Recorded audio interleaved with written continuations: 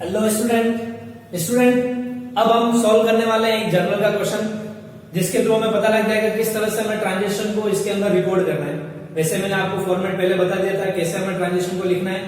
फिर उसके बाद में मैंने आपको कुछ शॉर्ट ट्रिक्स भी बताई जिनसे थ्रू हम without applying golden rule of accounting we can find that what account will be debit और what account will be credit. तो अभी हम एक क्वेश्चन करने वाले हैं। मैंने फॉर्मेट अपना बना लिया है, दो फॉर्मेट बनाए मैंने, एक इस तरफ है और एक इस तरफ है क्योंकि ट्रांजेक्शन बहुत ज्यादा है तो ट्रांजेक्शन को रिकॉर्ड करना है तो स्पेस चाहिएगा। आपको अपने पूरा जो रजिस्टर का पेज है उसमें ऐसे वर्टिकल फॉर्म में ही अकाउंट फॉर्मेट प्रिपेयर करना है। एक पेज पर सिंगल एक फॉर्मेट ही आएगा, दो आपको नहीं बनाना है, एक ही बनाना है। 2-3 पेज पर बना लेना ताकि आपको क्वेश्चन करने में दिक्कत नहीं आए। ठीक है, मैंने अपने बोर्ड के हिसाब से दो फॉर्मेट जो बना लिए। अभी अपन क्वेश्चन जो करने वाले हैं वो है हमारा क्वेश्चन नंबर 1। लेटेस्ट बुक है मेरे पास में 2020 edition of T S Grewal.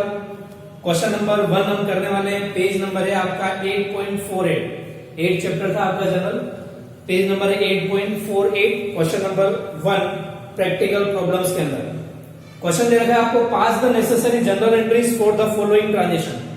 Pass the necessary journal entries for the following transaction. और डेट दे रखी है आपको 2020 April 1। Business started with cash rupees 60,000। Business started with cash rupees 60,000। 60,000 के साथ में बिजनेस स्टार्ट किया है। तो जैसा स्टूडेंट पहले अपन प्रोसीजर के हिसाब से चलते हैं। सबसे पहले आपको क्या करना है, इसमें से दो अकाउंट आइडेंटिफाइड करने हैं जो अकाउंट इन ट्रांजेक्शंस के अंदर अफेक्ट हो रहे हैं। तो क्या था transaction? Started business with cash rupees 60,000। Business start किया बंदे ने और उस समय कैश लगाया है तो एक अकाउंट हो गया कैश अकाउंट।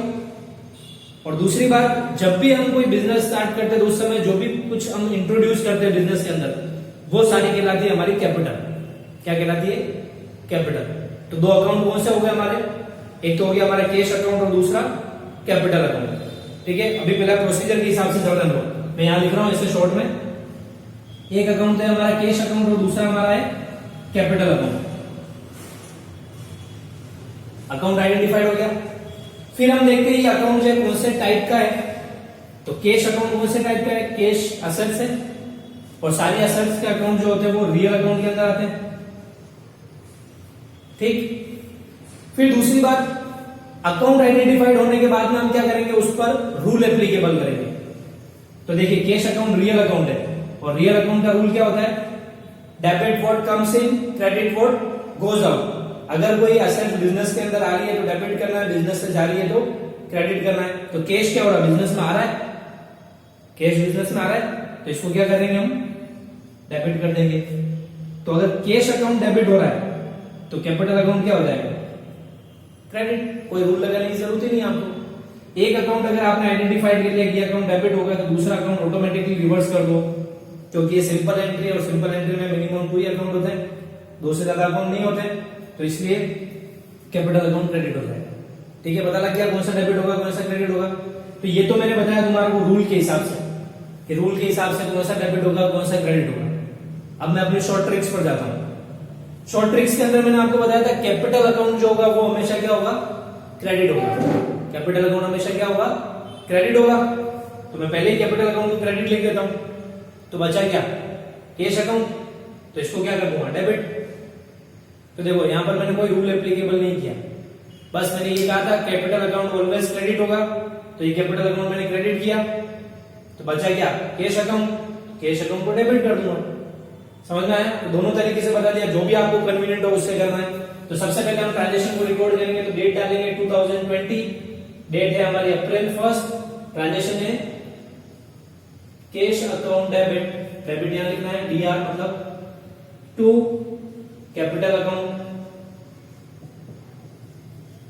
हो गई entry cash account debit to capital account. Amount क्या था हमारा? 60,000 रुपीज। तो डेबिट का अमाउंट डेबिट में लिखेंगे 60,000, क्रेडिट वाले के क्रेडिट में लिखेंगे 60,000। दोनों साइड बराबर है डेबिट क्रेडिट में, मतलब सही है। फिर इसके बाद हम क्या लिखते हैं? नरेशन। नरेशन में क्या लिखेंगे? Being started business with cash. ये हमारा हो गया नरेशन। शॉर्ट में लिखना है ट्रांजेक्शन को, वही नरेशन होता है आपका।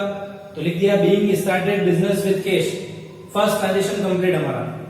फिर फर्स्ट ट्रांजेक्शन कंप्लीट हो गई, हम क्या करते हैं, इधर लाइन खींच देते हैं केवल पर्टिकुलर के कॉलम में।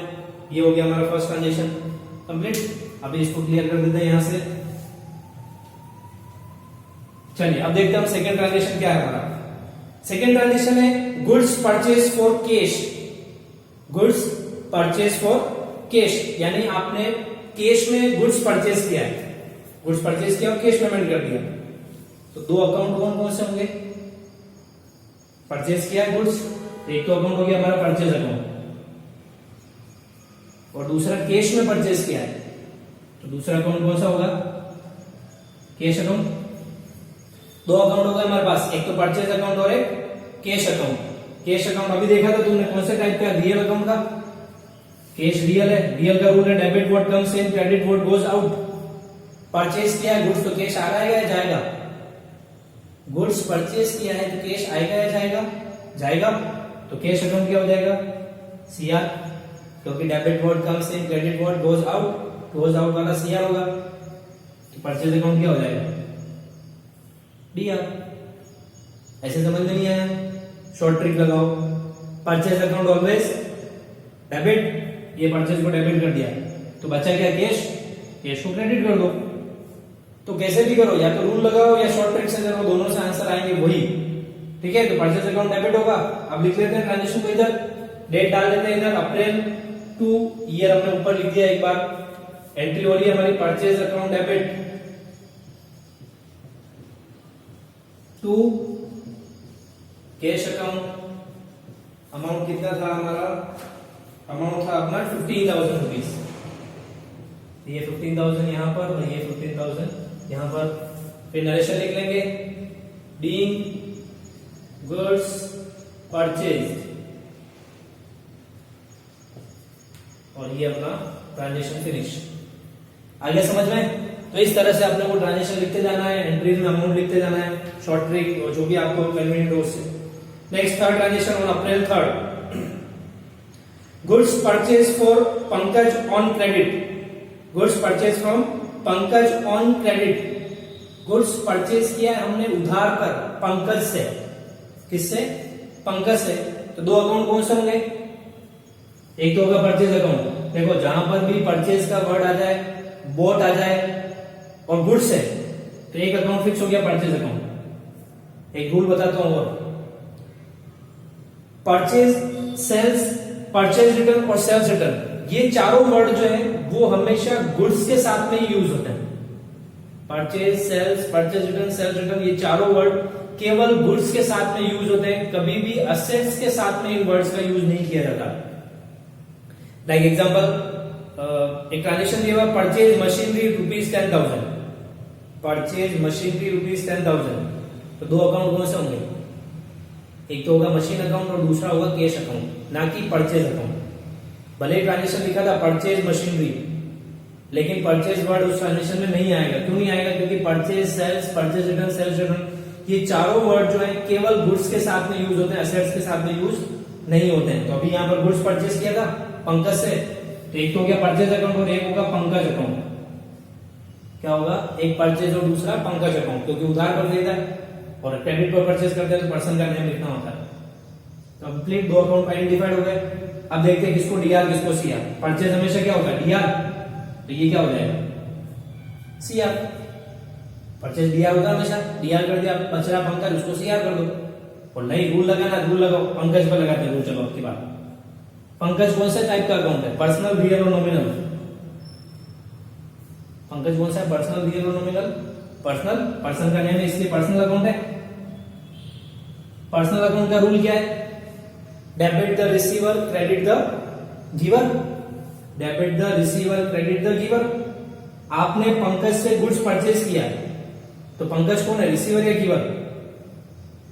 आपने पंकज से गुड्स परचेज किया है तो पंकज गिवर हुआ, और गिवर को क्या करते हैं, सीआर। तो अगर पंकज सीआर तो परचेज क्या होगा, डीआर। दोनों तरीके से आएंगे आंसर, कैसे भी करो, शॉर्ट ट्रिक से करो या फिर रूल लगा के करो, आंसर आना चाहिए। तो एंट्री क्या हो जाएगी हमारी, ट्रांजेक्शन डेट डाल देते हैं अप्रैल 3rd।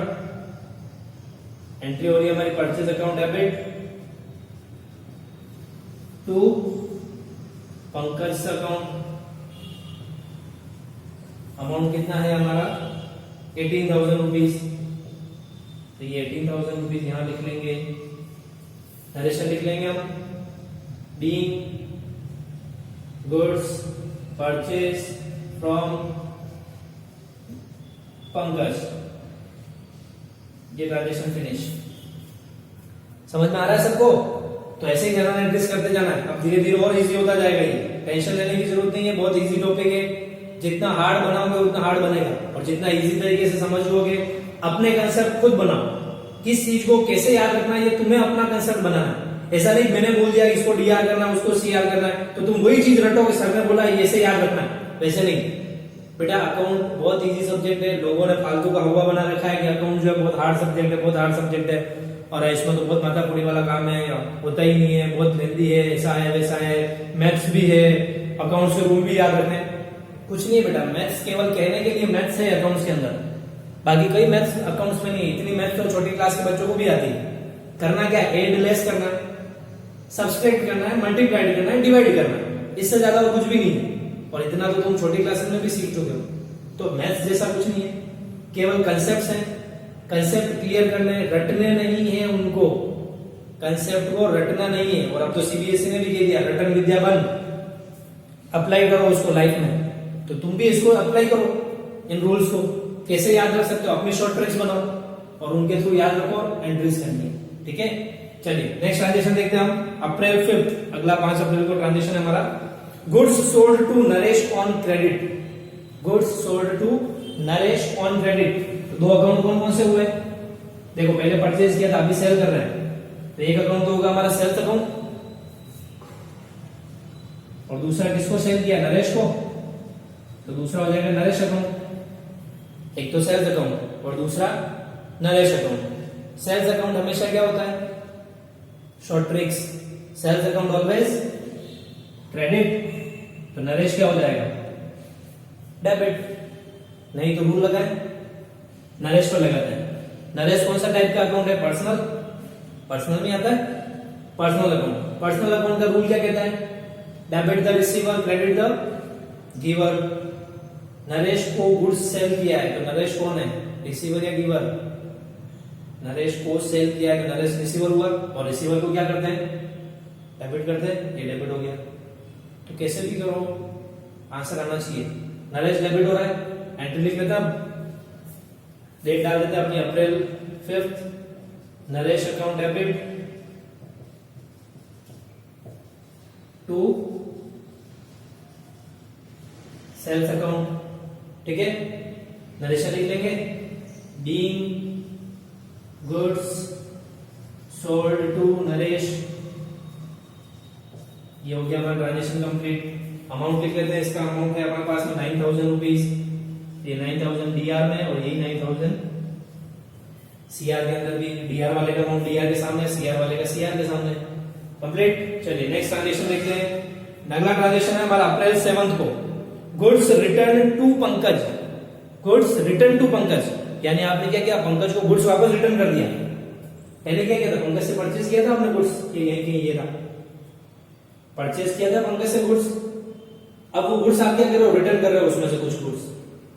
तो परचेज किया हुआ गुड्स हम रिटर्न कर रहे हैं वापस, तो वो क्या कहलाता है, परचेज रिटर्न। क्या कहलाता है, परचेज रिटर्न। तो एक अकाउंट तो हो गया हमारे पास में परचेज रिटर्न अकाउंट, और किसको रिटर्न कर रहे हैं हम, पंकज को। तो दूसरा अकाउंट कौन सा होगा, पंकज का अकाउंट। समझ में आ रहा है, एक तो हो गया परचेज रिटर्न अकाउंट क्योंकि परचेज किया हुआ गुड्स रिटर्न कर रहे हैं, और दूसरा होगा Pankaj account. Purchase return account हमेशा क्या होता है, डेबिट या क्रेडिट। परचेज रिटर्न हमेशा क्या होता है, क्रेडिट होता है, क्योंकि परचेज डेबिट होता है तो परचेज रिटर्न क्रेडिट होता है। तो परचेज रिटर्न क्रेडिट है तो पंकज क्या हो जाएगा, डेबिट। कर देते हैं एंट्री, क्या हो जाएगी एंट्री, डेट आ जाएगी हमारी 7 अप्रैल, एंट्री में हो रहा है पंकज डेबिट, तो एंट्री कर देंगे हम Pankaj account debit to purchase return account.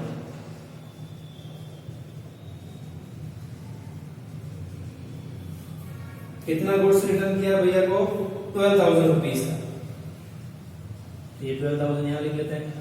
देखिए 18,000 का तो परचेज किया था पंकज से गुड्स, 12,000 का वापस रिटर्न कर दिया उसको। नरेशन लिख लें यहाँ पे, being goods return to Pankaj, या पंकज को गुड्स वापस रिटर्न कर दिया। अच्छा भेजता तो रिटर्न नहीं करते उसको, अच्छा नहीं भेजा रिटर्न कर दिया। ठीक है, चलिए ट्रांजेक्शन हो गया हमारा Pankaj account debit to purchase return account. Next transaction है ऑन अप्रैल 9। ट्रांजेक्शन है गुड्स रिटर्न बाय नरेश। ओहो, पहले पंकज को रिटर्न किया हमने, अब हमें नरेश ने रिटर्न कर दिया, क्योंकि हमने जो खरीदा था उस नरेश को बेचा, तो उसको भी समझ में नहीं आया, उसने अपने को वापस रिटर्न कर दिया। तो क्या हो गया, नरेश ने रिटर्न किया हमारे को, तो हमारा गुड्स वापस आ गया बेचा हुआ, तो वो कहलाता है सेल्स रिटर्न। क्या, नरेश ने हमें गुड्स वापस रिटर्न कर दिया, हमने उसको बेचा था पहले, ये देखो नरेश को गुड्स सेल किया था, तो उसने अब हमें वापस रिटर्न कर दिया, तो ये क्या है, सेल्स रिटर्न। एक अकाउंट होगा सेल्स रिटर्न अकाउंट और दूसरा होगा नरेश का अकाउंट, क्योंकि नरेश ने हमें रिटर्न किया इसलिए। दो अकाउंट हो गए, सेल्स रिटर्न और नरेश। सेल्स रिटर्न हमेशा क्या होता है, शॉर्ट ट्रिक के हिसाब से डीआर या सीआर। सेल्स हमेशा सीआर होता है, तो सेल्स रिटर्न क्या होता है, डीआर। ये डीआर ये क्या हो जाएगा, सीआर। समझ में आया, देखो ऊपर परचेज रिटर्न अकाउंट क्या हो रहा था, सीआर हो रहा था, तो सेल्स रिटर्न उल्टा होगा, जस्ट सेल्स रिटर्न डीआर हो गया। अब अगर ये डीआर है ये सीआर हो जाएगा, तो लास्ट ये नेक्स्ट एंट्री क्या हो जाएगी, दिख रहा है आपको सबको इधर, April 9 sales return account debit to, कौन है भैया, नरेश, तो टू नरेश अकाउंट, और नरेश लिख लेंगे हम, being goods return by Naresh. कितने रुपए का रिटर्न कर रहे हैं, तो ये रिटर्न किया है इन्होंने, नरेश ने रिटर्न किया 1400 रुपीज का, बहुत कम रिटर्न किया है। कितना सेल किया था, 9000 का, 1400 का उसमें से रिटर्न कर दिया बंदे ने। तो ये हो गई हमारी next entry, sales return account debit to Naresh account 1400। Clear यहां तक? अब आगे के तो कर लोगे तुम सब, हाँ? अरे आगे के ट्रांजेक्शन कर लोगे, एंट्री इजी। अब तो चलो अगला ट्रांजेक्शन देखते हैं। अप्रैल 9 के बाद में अप्रैल 10 ट्रांजेक्शन है cash paid to Ajay. Cash paid to Ajay, यानी अजय को पेमेंट दिया हमने, कैश दिया।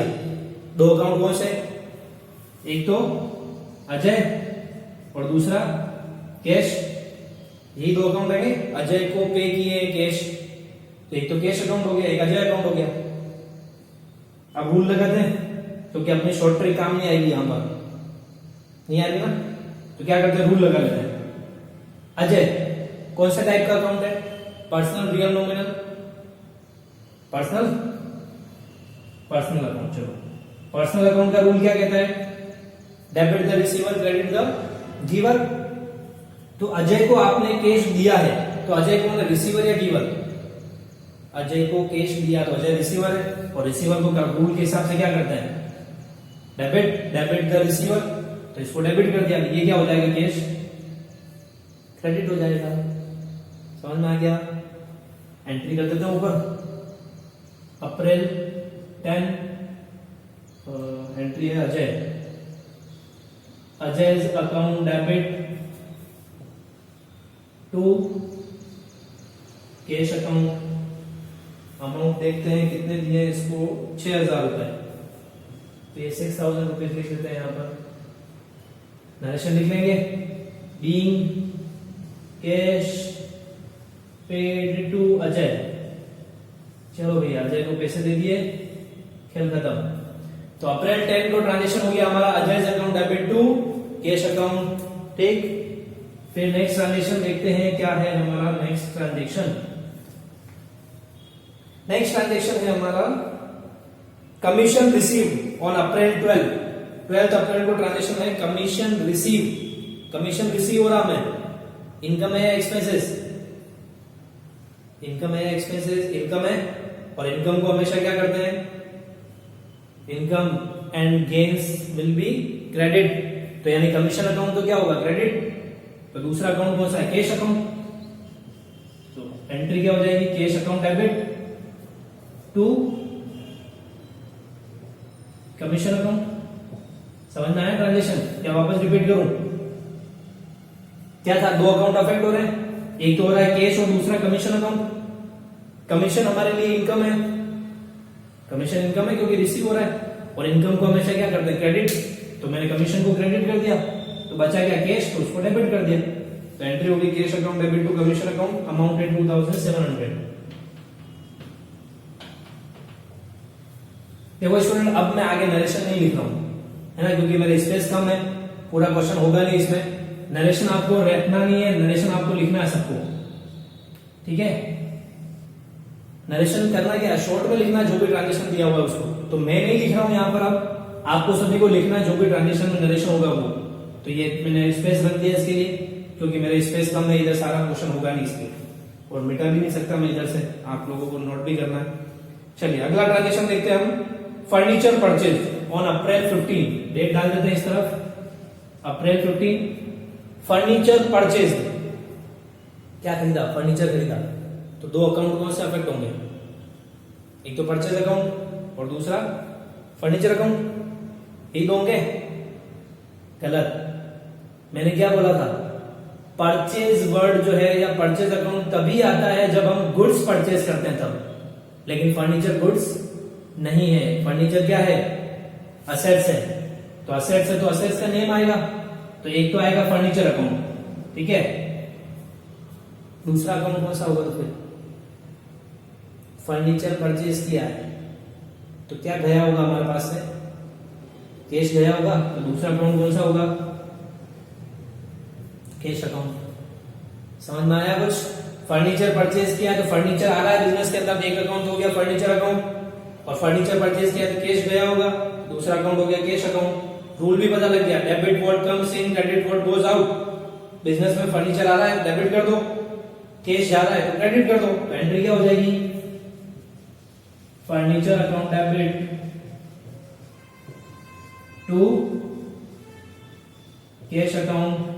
अमाउंट देख लेते हैं कितना है, अमाउंट है आपका 7000 रुपीज, ये 7000 लिख लेते हैं यहाँ पर।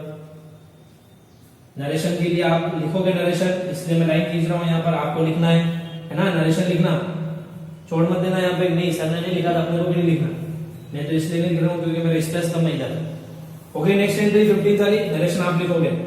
ध्यान रखना है, purchase sales, purchase return, sales return word जो है हमेशा गुड्स के लिए यूज होते हैं, असेट्स के लिए नहीं। असेट्स के लिए असेट्स का खुद का नाम आता है, वो मैंने नाम लिख दिया। अगला, rent paid to Amit, Amit को रेंट पे किया है ऑन 16 अप्रैल, ट्रांजेक्शन लिख लेते हैं अप्रैल 16, रेंट पेड टू अमित। क्या रेंट क्या, इनकम है, एक्सपेंसेस, एक्सपेंसेस, और एक्सपेंसेस को हमेशा क्या करते हैं हम लोग, डेबिट। तो रेंट अकाउंट क्या हो जाएगा, डेबिट टू, कौन सा अकाउंट आएगा, जैसे इसमें था कमीशन रिसीव हुआ था तो कैश ही रिसीव होगा, फर्नीचर परचेज किया था तो कैश में ही परचेज करेंगे, वैसे ही रेंट पे कर रहे हैं तो ये रेंट भी किसमें होगा, कैश में पे होगा, तो टू कैश अकाउंट लिख देंगे। बेटा एक सिंपल सा तरीका है, जब भी किसी एक्सपेंसेस का पेमेंट करते हो तो एक अकाउंट तो एक्सपेंसेस का बनता है यानी रेंट का, और दूसरा अकाउंट कैश का बनता है, क्योंकि पे कर रहे हैं तो ऑब्वियसली बात है हम कैश ही दे रहे होंगे, ऐसा तो नहीं कुछ लोग कहते पे कर दिए चाप, ऐसा थोड़ी होता है। पे कर रहे हैं कैश में दे रहे होंगे या फिर चेक दे रहे होंगे। चेक के लिए तो अभी यहाँ पर बोला नहीं है हमारे को तो क्या बोला है कि पे कर रहे हैं। अगर वो चेक बोलता तो हम यहाँ कैश की जगह बैंक लिखते हैं, लेकिन अभी कुछ नहीं बोला तो हम यहाँ पर कैश लिखेंगे, तो एंट्री क्या हो जाएगी, rent account debit to cash account. Amount देखते हैं, अमाउंट है 5000 रुपीज, तो 5000 रुपीज ये है वो हम यहाँ पर लिख लेते हैं एंट्री के अंदर। नरेशन आपको लिखना है वापस, नरेशन मैं लिख रहा हूँ, आपको लिखना है, भूलना नहीं है।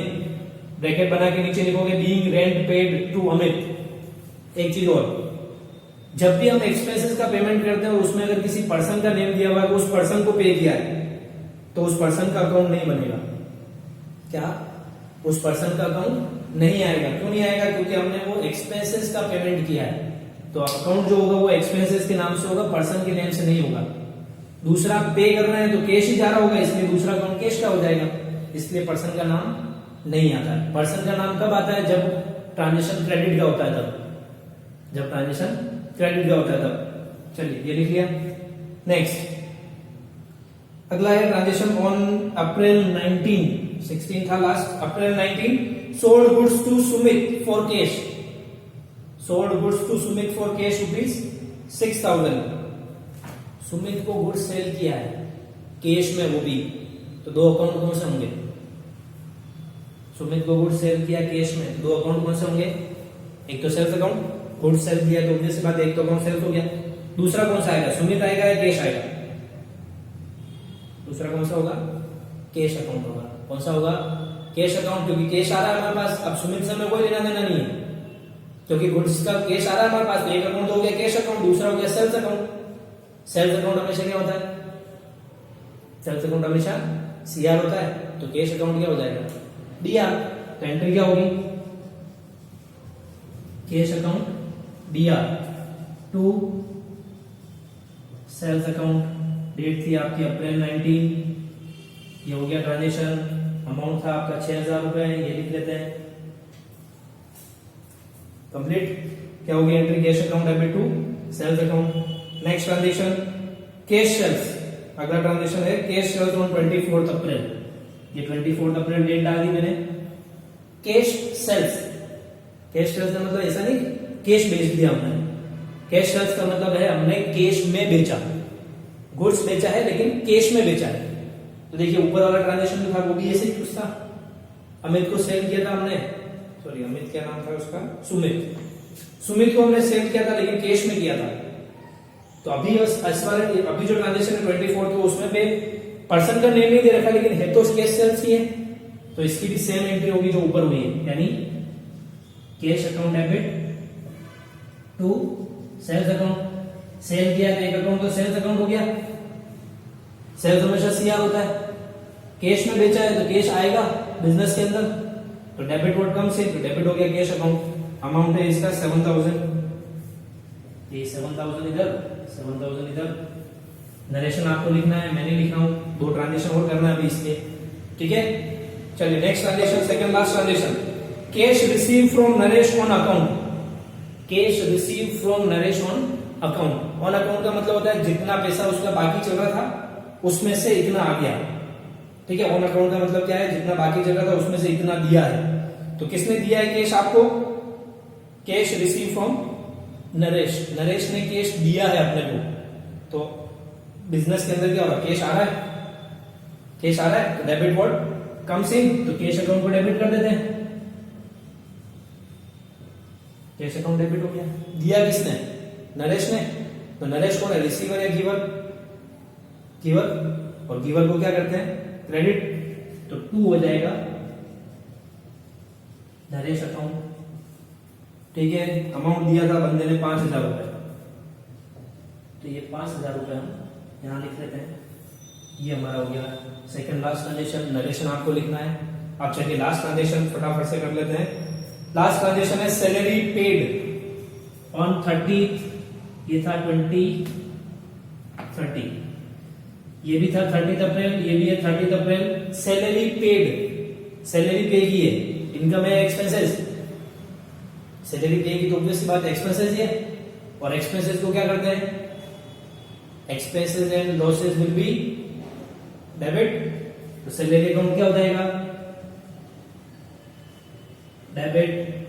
और 2 में क्या आएगा? कैश अकाउंट, क्योंकि सैलरी पे की है तो कैश जाएगा। मैंने कहा था कोई भी एक्सपेंसेस हो कैश में पे होता है तो 2 कैश अकाउंट फिक्स होता है और एक्सपेंसेस डेबिट हो जाता है। तो सेम केस यहाँ पर भी सैलरी डेबिट हो गया और 2 कैश अकाउंट, अमाउंट है 10,000। हो गया क्वेश्चन। तो स्टूडेंट ये आपका पूरा क्वेश्चन जो है वो क्वेश्चन कंप्लीट हो गया। इस तरह से आपको सभी जनरल एंट्रीज जो है वो करनी है। तो मेरे ख्याल से ये क्वेश्चन सॉल्व करने के बाद में अब आपको नहीं लग रहा होगा जनरल जो है वो हार्ड है। फिर भी अगर लग रहा है तो एक बार वापस शॉर्ट ट्रिक्स जो है उनको रिवाइज कीजिए। जो अकाउंटिंग के तीनों रूल्स हैं उन रूल्स को पढ़िए, स्टेप बाय स्टेप चलते रहिए, ट्रांजेक्शन हो जाएंगे। बहुत इजी है। अब लास्ट काम क्या बच रहा है अपना? अब लास्ट में आपको क्या करनी है? टोटल करनी है। और यहां पर इस कॉलम के अंदर पर्टिकुलर के कॉलम में आपको लिखना है टोटल, और सबकी टोटल करनी है। तो आपके तो पूरा एक क्वेश्चन बड़ा बन रहा होगा, मेरा अलग अलग जा रहा है लेकिन, तो आप इन सब की टोटल करोगे, एक साइड की टोटल कर लेना किसी की भी, या तो सीआर की करो या डीआर की करो, दोनों साइड अमाउंट बराबर ही है, तो दोनों साइड टोटल को लिख लेनी है। टोटल मैं नहीं कर रहा हूं, टोटल आपको करनी है। क्या करोगे, डीआर डीआर डीआर डीआर जितने भी हैं इधर से लेके यहाँ तक सारे सेम अमाउंट इधर भी लिख देना, क्योंकि ऊपर तो देखा हमने हो गया है। अब जो हम नेक्स्ट वीडियो देखेंगे, उस नेक्स्ट वीडियो के अंदर हम देखेंगे कुछ और इंटरेस्टिंग या कुछ और अलग टाइप के जो ट्रांजेक्शन होंगे उनको, और उनकी एंट्री हमें कैसे पास करनी है। ठीक है, तो ये जितने भी ट्रांजेक्शन थे सब सिंपल एंट्री थी, इसमें 2 ही अकाउंट आ रहे थे केवल। अब हम करेंगे कुछ कंपाउंड एंट्री के जो ट्रांजेक्शन होंगे उनकी जनरल एंट्रीज। चलिए नोट कर लीजिए इसको।